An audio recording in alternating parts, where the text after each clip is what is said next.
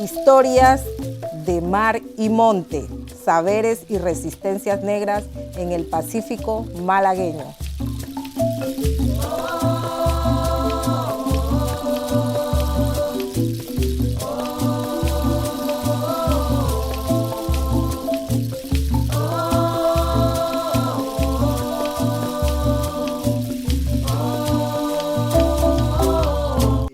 Se empezaron a escapar los esclavos. ¿A dónde se escapaban los esclavos? Sí, Hasta estos territorios que no podían entrar los españoles. Es que, venga, yo creo... Esto está virgen de todas las maldades del mundo, o sea... Escuche, nosotros, las raíces de cuando eso se dio, nosotros no existíamos. Cuando se dio esa masacre que su vaina, que esclavitud, nosotros volvimos a ser de los renacientes, de los que ya se habían liberado. Cuando ya se liberaron la mayoría, familia, vinimos a San Juan. Porque nosotros no sabemos qué fue esclavitud. No. Apenas la estamos conociendo. Ahora, nosotros mismos lo estamos esclavizando.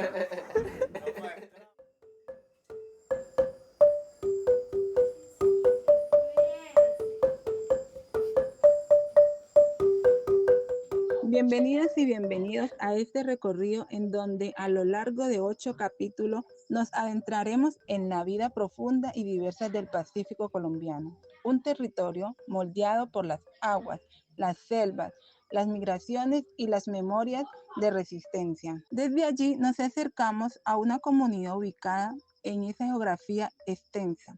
El Consejo Comunitario de la Comunidad Negra de La Plata, Bahía Málaga, enfocarnos en ese lugar permite ver con nitidez la complejidad más amplia del Pacífico, sus raíces, sus luchas, sus saberes y las formas en que las comunidades han definido y reimaginado su territorio. En este episodio titulado Raíces de Libertad, Migración y Poblamiento en Bahía Málaga, viajamos a los orígenes.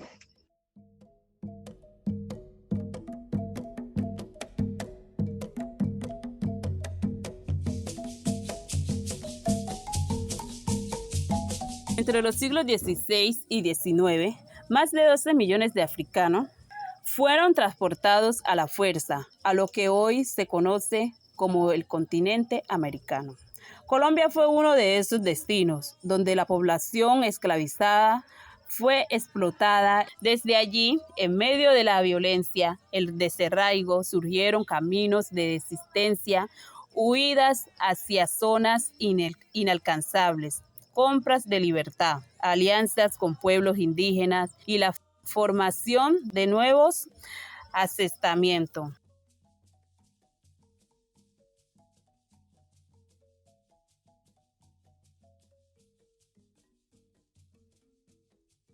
Un aporte para que mi tío luego nos cuente, y es que antes de que llegaran los españoles y que los españoles trajeran a los africanos, en Latinoamérica, en Colombia, estaban los indígenas, que son los cholos, como lo decimos. Ya con eso fue... Es que esa es la historia de... Por eso le digo, Taitachi es un apellido de indio. ¿Y los primeros habitantes eran indios? No, ahí en la está el caserío de la sierpe. Taitachi. Y después Taitachi, era Taites. Llegaron los africanos. A ver, africano no entró. ¿No? Acá entraron los españoles. Pero venían las esclavas, o sea... Ya ellos ya iban liberados. Digamos que en Málaga ya cuando vinieron, ya estábamos libres, o sea que ya no existía más. Los primeros pobladores, estaba hablando de más de 300 años, que fueron negros y negras liberadas cuando ya fue el proceso de la evolución de la esclavitud, y se fueron regando, digámoslo en estos términos, en todas partes del litoral pacífico colombiano, y fueron viniéndose a estas zonas. Los indígenas se fueron más hacia las zonas de los ríos, por eso cuando ustedes vayan a los ríos van a encontrar a los indígenas más en los ríos, que también algunos negros fueron a los ríos, pero mayormente los indígenas. Y quienes quedamos en las costas del Pacífico fuimos especialmente nosotros los negros, que también pueden encontrar indígenas en las orillas del Pacífico, del litoral pacífico, pero esencialmente somos los negros que estamos rodeando el Pacífico. Y precisamente como sustento y como soporte ellos pues traían sus semillas, y por eso el Pacífico es tan rico en biodiversidad, pero también en semilla, en pancojé. Y allí entonces a través de esos 300 años muchos negros y negras que venían desde el sur de Buenaventura, desde el Chocó, fueron entonces integrando a Bahía Málaga, desde el mismo Bajo Calima, y ya actualmente se fue fundando la comunidad. Precisamente el territorio es amplio, precisamente porque se fueron difundiendo en diferentes partes de la comunidad. Por ejemplo, como uno indagando o en el vasto conocimiento que tengo yo de nuestra colonización, cuando éramos esclavizados, que cuando ya empezaron a liberarse nuestros ancestros, empezaron a buscar, o sea, los islotes donde no podían llegar los españoles. Los españoles que nos esclavizaban. Y entonces ahí es que fueron a formar estos territorios. ¿Ya? Porque algo que pues sí, porque algunos territorios como estos los llamaban baldíos. Tras los caminos de manumisión y el coraje de los cimarrones, muchos hombres y mujeres negras encontraron en los islotes y las orillas del Pacífico un refugio donde levantar su vida lejos del control de los esclavistas. Allí comenzaron a formar los primeros asentamientos. De esas raíces nacen las historias de las primeras familias que llegaron a Bahía Málaga, provenientes de distintos rincones del litoral.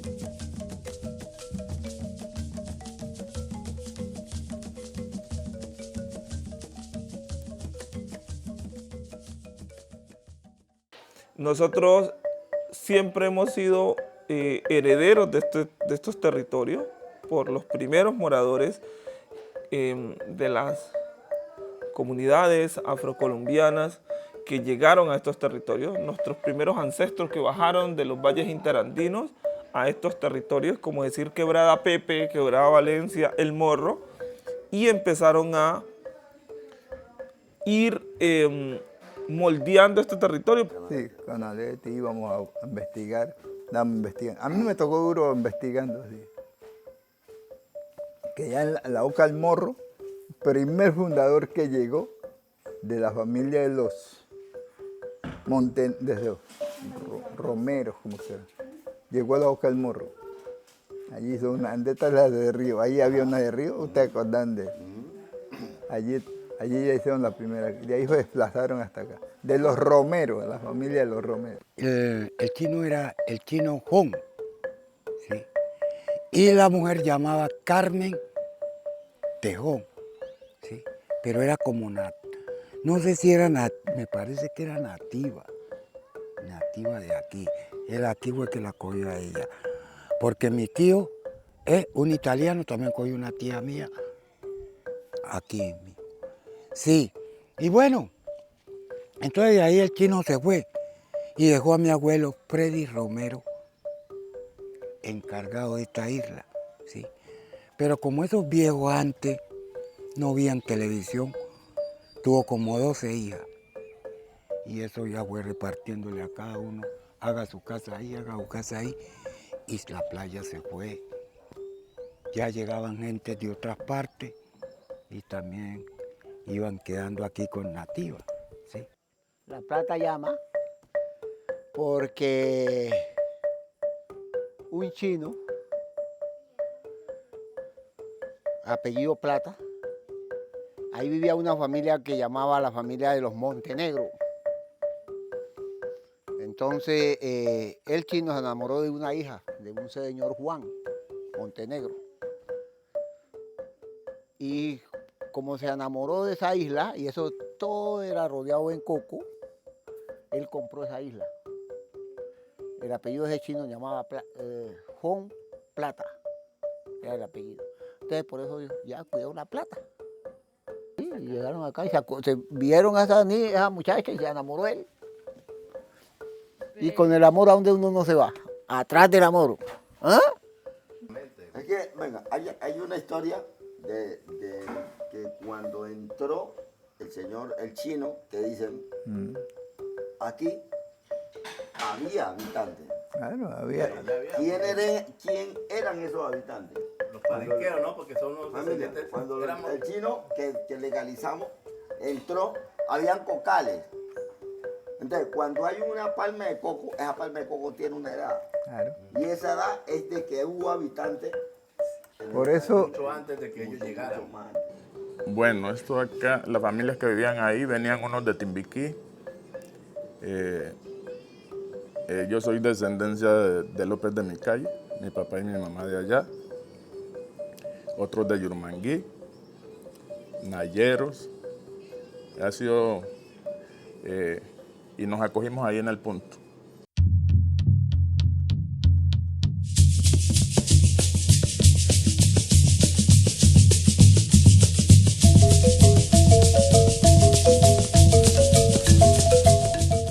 La vida comenzó a adaptarse a paisajes de isla, canales y quebradas. Cada familia ocupaba su isla cultivando, pianguando y compartiendo saberes con quienes vivían cerca.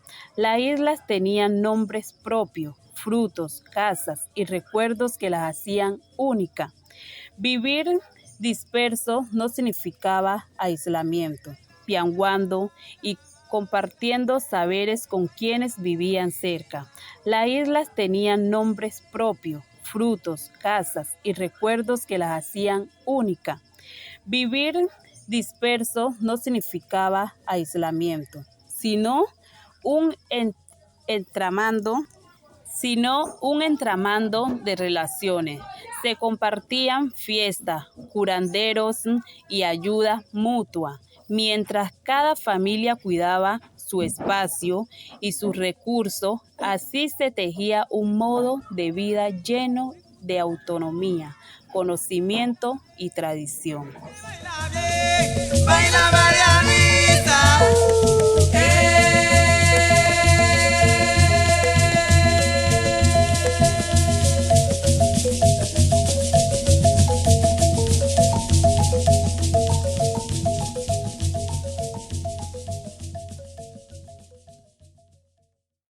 Por donde yo me crié apenas vivía una sola casa, no vivía más nadie. Pero en otra isla que se llama Mangaña, que se llama ahí Pasadero, se llama Mangaña, entonces ahí vivía una tía mía, un señor angélico, y había muchos frutos, muchos árboles. Y en otra isla vivía una señora que llamaba Carmen, pero de ahí ella se pasó a la isla de Mangaña. Y nosotros ya lo fuimos creciendo, ya fuimos cogiendo cada quien su destino, y lo fuimos yendo cada una con su marido a otras islas, porque yo me fui primeramente para Culebrero, de una familia, después me fui para Cocalito, allá nacieron todas mis hijas, allá sí habían unas casitas donde yo vivía una cuñada mía, también era la isla de Cabezón, también era la isla de Aguandero, también era la isla de Emilio, la isla donde vivía mi papá, la isla donde vivía Bernardina, la isla donde vivía Armando, donde vivía Dolia, donde vivía Asael. ¿Por qué vivían así? Esa es la pregunta buena. ¿Por qué vivían así? Porque la gente anteriormente, todo el mundo tenía trabajaban, por decirlo, para la estancia, una familia. Vivían, por decirlo, en Mangaña. Trabajaban en esa entrada para la estancia. Ya trabajaba, toda esa familia trabajaban allá. Por decirlo, para Luisico trabajaba la familia Aguirre, que es Willington. Vivían en la isla Palomera, que es aquí donde vive Willington. Ellos trabajan para Luisico. La familia de la Sierpe, los que trabajan para Quebrada de la Sierpe, vivían allá ese lado. Vivían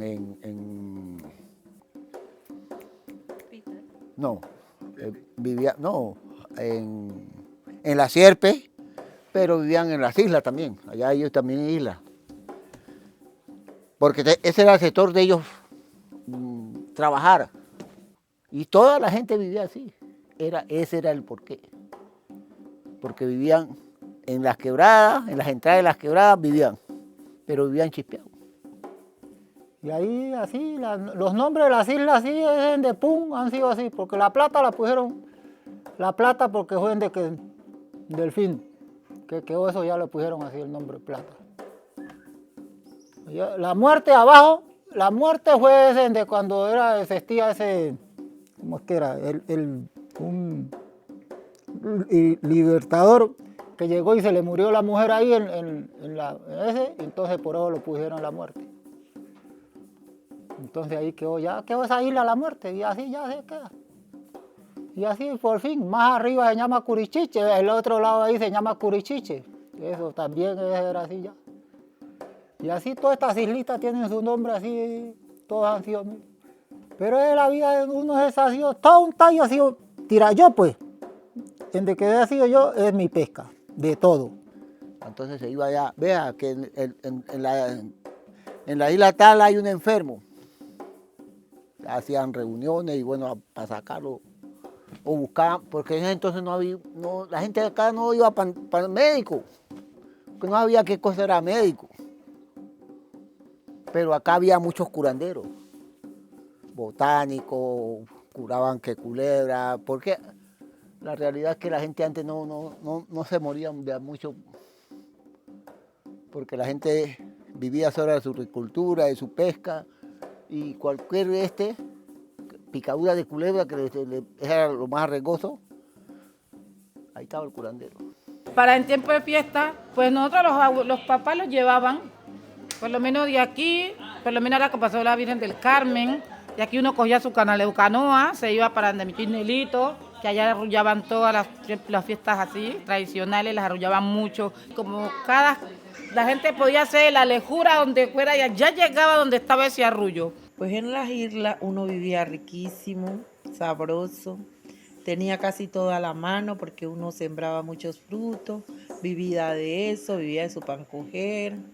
Uno se trasladaba a la comunidad como es de La Plata, que compraba algunas cosas que no la tenía a mano, porque uno viajaba y trataba de traer todo de Buenaventura, lo que era de Buenaventura.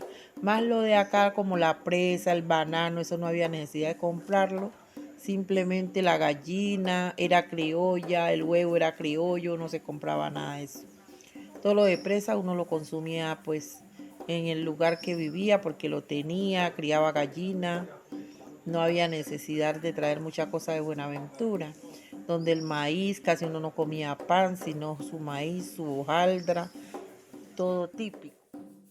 Pero como fuimos criando en una isla donde era muy difícil la travesía Canalete ahora, entonces uno se metió a ese ritmo de sacar su aceite de su cosecha, y era muy bueno porque eso era sin contaminación. Era muy rico, fritar una hojalda con ese aceite. Hay muchos conocimientos, muchos saberes atrás que están ahí guardados.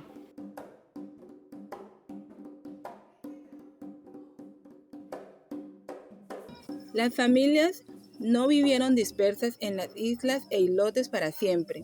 Con los años se organizaron en veredas, cada una con su historia, sus caminos y sus luchas. Hoy, el Consejo Comunitario de Bahía Málaga reconoce 4 veredas: La Plata, La Sierpe, Mangaña y Miramar.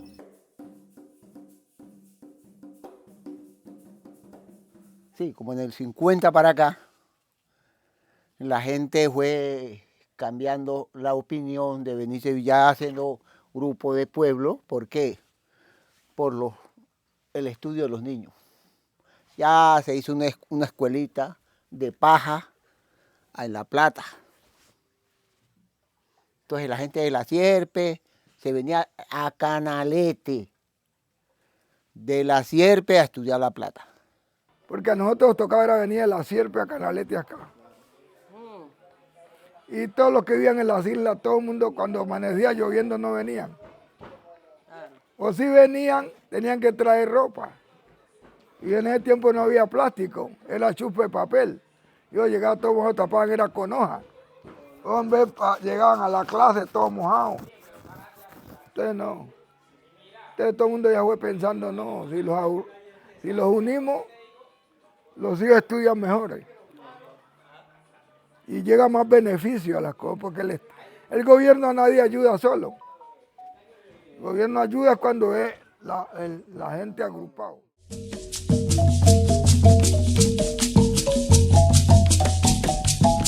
Si estas historias sobre el origen y el nacimiento de Bahía Málaga te están moviendo el corazón, no te puedes perder el próximo episodio Dar a Luz, donde nos adentraremos en el mundo de la partería, el ombliguado, las plantas medicinales y la sabiduría de mujeres que traen vida al territorio. Síguenos en redes sociales como Historias de Mar y Monte.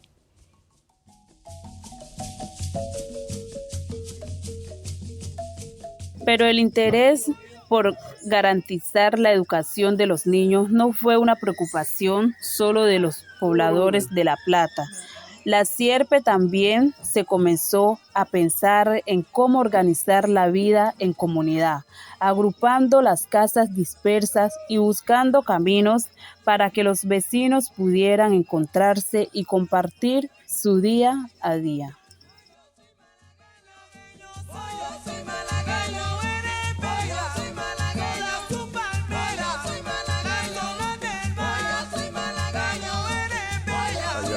Las casas eran regadas, ¿no? No estábamos pues como agrupados. Entonces ahí pues ya los mayores tomaron la decisión de que no podíamos estar así, sino hacer un caserío. Y entonces la gente le apuntó a eso, nos pusimos de acuerdo, creamos la escuela que no teníamos. Se me abrió un poco el entendimiento, me di cuenta que no podía haber desarrollo, no podía haber progreso en nuestra comunidad si no se hacía una organización. Comunidad hablo de, en ese entonces no comunidad, en nuestra quebrada, porque estábamos dispersos bastante unos de los otros. ¿Ves? Entonces fue que comencé de casa en casa a proponerles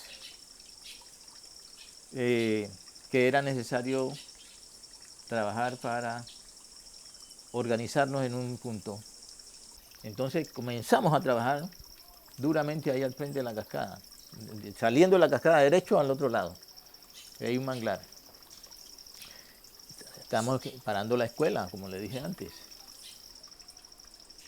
Y fuimos el día después, que habíamos hecho mucho trabajo parando la escuela, y un deslizamiento de tierra casi se lleva a la escuela, lo que estábamos planteando como escuela. Entonces dije, yo, ¿qué hago? ¿Ahora qué hago? ¿Qué hacemos? Todo el mundo se decía, ¿qué hacemos? ¿Qué hacemos? Y nos fuimos así con ese interrogante, cada quien para su casa. Y yo meditando por la noche me acordé de esto. Y dije, oye, ella me pareció muy bueno, que hay un terreno muy bueno. Pero como en ese entonces no era con el mismo propósito, sino cortando madera, no me había fijado muy bien. Vine y confirmé. Por eso quedó, se ha comentado que una serpiente muy grande, en una época de lluvia, la lluvia la hizo expulsar de la quebrada La Sierpe, precisamente. Y por eso de ahí viene el nombre La Sierpe. Esa serpiente estaba arriba y la expulsó hacia el mar. En Mangaña, los pobladores también comenzaron a reunirse, a limpiar el terreno y a pensar en cómo acercar las casas dispersas, unirse a la familia y fortalecer los lazos que los conectaban poco a poco. Islas por isla, la comunidad empezó a formarse, mostrando que la fuerza de este territorio no estaba solo en la tierra, sino en la gente que se unía para construir juntos. Entonces nosotros empezamos a limpiar. Bueno, se formó que ya la gente dijeron que iban a hacer la comunidad. Todos los sábados y los domingos la gente venía a trabajar cuando después de su trabajo. Cuando las aguas amanecían vacías, uno quedaba en seco aquí. Uno venía, hacía comida, hacía jogones, a cocinar acá. Cuando el agua no le daba, de sus casas se venía la gente aquí limpiando. En ese tiempo era Alfinado Wilfrido, el representante de la comunidad consejo. Entonces ya empecé a decir que íbamos a hacer la comunidad aquí, que todas las casas ya debían de quedar juntas para que todo el mundo viniera, no tuviera en isla, sino que se hiciera como en forma de una comunidad. nosotros vivíamos muy desunidos. En cada islita había una lamparita, una casita, ¿sí? Los fines de semana los reuníamos con nuestros compañeritos a jugar porque pues vivíamos en una isla solos. Decidimos con un señor, un mayor, llamado Wilfrido, los reunimos en ese tiempo, yo era un muchacho todavía, pero fui adquiriendo unos conocimientos de pequeño. Y él me decía, nosotros por qué nos unimos y hacemos fuerza y hacemos una comunidad. Y yo decía, pero ¿y cómo hacemos una comunidad si nosotros no tenemos plata? Me decía, no, la comunidad se construye sin plata. Lo que tenemos que es, la plata la tenemos nosotros mismos, porque nosotros somos plata. Y esa frase se me quedó en la mente. Me daba vuelta y yo me acostaba, nosotros somos plata ya entiendo por qué nosotros somos plata. Porque si nosotros los unimos, hacemos más que la plata. Porque la plata nosotros la tenemos en el bolsillo y cuando se los acaba quedamos limpios. Y la fuerza de nosotros la tenemos todos los días porque la tenemos en nuestros brazos. Pero el problema fue por la cuestión del maestro. Cuando ya llegó el primer maestro, que todo fue para unirlos y ya trajeron una plantica, pues que así como los pasaban la luz a las casas así retiradas que estaban en las islas. Entonces que ya llegó el proyecto que no me recuerdo ahora, antes que para que los uniéramos todos, porque así estaríamos mejor. Y con la clase del maestro también para los niños, porque como esto se seca, entonces a la hora de ya las 7 para los niños de allá está pasando de cada isla, pasar los niños acá, entonces quedaba muy difícil. Entonces con la cuestión del maestro ya entonces ya eso también los hizo que todos los uniéramos aquí en Mangaña.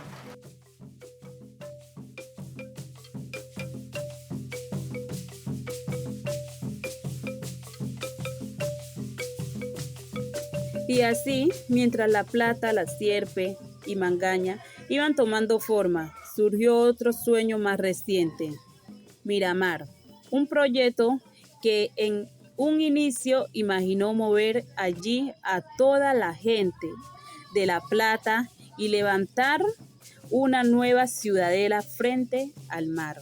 Ese plan nunca llegó a cumplirse, pero el lugar no quedó vacío. Poco a poco fueron llegando familias de distintas islas buscando un espacio común y Miramar terminó convirtiéndose en una vereda nueva, marcada hoy por su iglesia y por la vida espiritual que allí se reúne.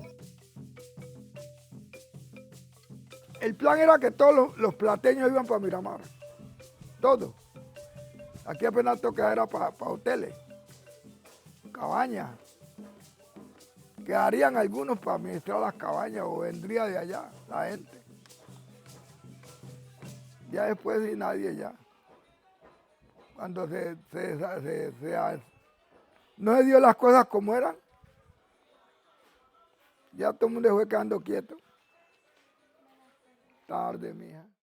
Yo ahora extraño que yo ya no podía vivir más en la isla, porque ya como estoy en esta comunidad de Miramar, está la iglesia, entonces yo deseo vivir aquí en Miramar y donde está la iglesia.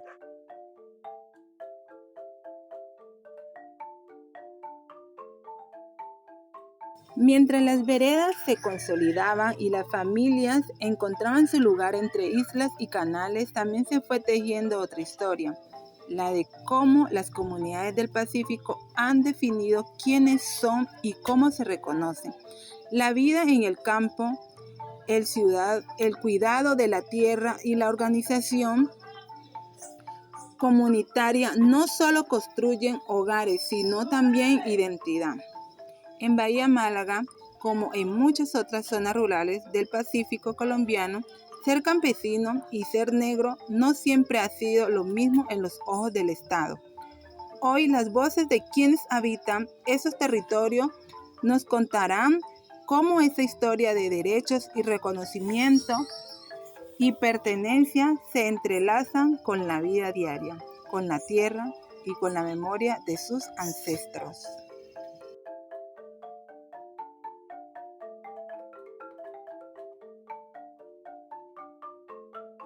Nosotros antes de la Constitución del 91, digamos, éramos sujetos que no teníamos un derecho especial, ¿vale? Entonces las comunidades que vivían en las zonas del Pacífico, en las zonas rurales del Pacífico, pues la única categoría, digamos, conceptual utilizada para referirse a ella era la categoría de comunidades campesinas, ¿cierto? Y eso surgía antes de la Constitución del 91. A partir de la Constitución del 91 surge un artículo transitorio que es el artículo transitorio 55, que es el primero que empieza como a mencionar de que hay unas comunidades. Y este artículo dice, le ordena al legislativo que en los próximos 2 años se tiene que crear una ley especial para comunidades negras. Entonces, es como la primera vez que se menciona de manera directa en esa Constitución a las comunidades negras. Y no se habló como de las comunidades campesinas, ¿cierto? Porque anteriormente pues estábamos digamos en esa misma bolsa de las demás. Entonces ahí hay como ya uno podría decir que hay como una ruptura conceptual entre el campesinado mestizo con relación al campesinado negro, si se considera en ese momento. Porque yo soy del campo y no soy de la ciudad, no tengo por qué ponerme a fingir lo que yo no soy. Si yo fuera nacido en una ciudad, pues decía, bueno, y me hubiera criado allá. Porque si nací en una ciudad y me crié en un campo, soy campesino porque me crié en el campo. Y el campo soy, ni porque me cambies de color voy a ser campesino. Entonces, de ser negro, tampoco me humillo porque, bueno, esta es mi raza y este es mi color. ¿Cómo voy a cambiármela? No puedo, porque con ella nací. No me puedo sentir mal porque soy negro. Yo no me siento mal de ser negro. Así me queme más. Soy negro y eso soy. Y eso es lo que soy, es lo que yo represento. Y represento mi país. ¿Sí? Eso es. La cultura de uno no la puede cambiar. Porque así Dios lo dejó a uno y es lo bello. Eso es. Entonces, pues, mi reina, eso tengo para decirles. Por ejemplo, ustedes saben que el concepto negro, cuando nos lo impuso el esclavista que nos trajo secuestrado de África, estaba cargado de todo lo negativo. Entonces es un concepto muy complejo, pero nosotros logramos en el transcurso del tiempo darle a ese concepto lo negro lo que éramos nosotros: territorio, apropiación, autonomía. Por eso con el concepto no peleamos, sino que cogimos y lo reincorporamos. Lo reincorporamos y fue el término con el que nos metimos dentro del ordenamiento jurídico de Colombia como sujeto de derecho, comunidad negra. Entonces, los derechos asociados del pueblo afrodescendiente en Colombia están asociados al término de comunidad negra. Somos campesinos, de hecho, porque vivimos en el campo y fructificamos la tierra, la protegemos y la defendemos. Pero jurídicamente el concepto asociado a los derechos dentro de Colombia es comunidad negra. Entonces es una decisión que tomamos estratégica, no estamos distanciados del concepto de campesino porque en la práctica somos campesinos. Eso fue lo que logramos hacer.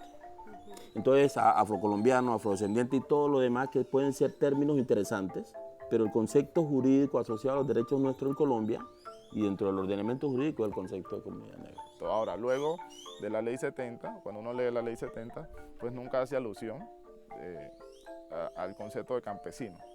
No quiere decir que las comunidades que estén ocupando territorios rurales o territorios del campo, más allá de que sean negras, pues no puedan, digamos, caber en esa categoría de campesino, sino que como hay una categoría legal, que es la que hace alusión a las comunidades negras, así como hay categorías que hacen alusión a las comunidades indígenas y sus cabildos y sus formas de organización, y así como hoy se avanzó también en los conceptos del reconocimiento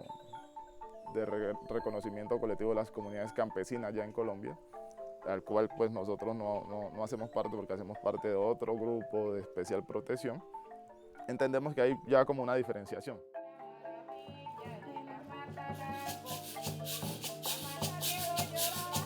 Como yo lloré por ti, como yo lloré por ti. Se fue, se fue, se fue. Este episodio fue realizado gracias a la participación de Absalón Valencia, José Daniel Mosquera, Santiago Valencia, Eliezer Manyoma, Lucas Mosquera, Abelardo García, Ofelia Mosquera, Manuel Cruz, Colombia Caicedo, Zoraida Díaz, Auraneli Díaz, Iriney Valencia, Adesio García, Simón Gamboa, Amalia González, Argenis García y Juber Carabalí. Narradoras, Angileni Rentería y Dani Zambrano. En la producción, Cristian Orobio, Samari Mejía, Angie Abril, Laura Vanessa Rodríguez y Ana María Garrido.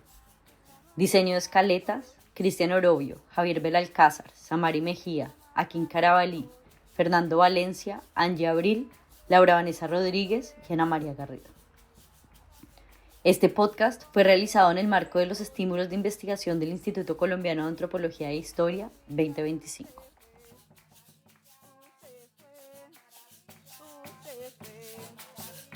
Usted fue maravilla.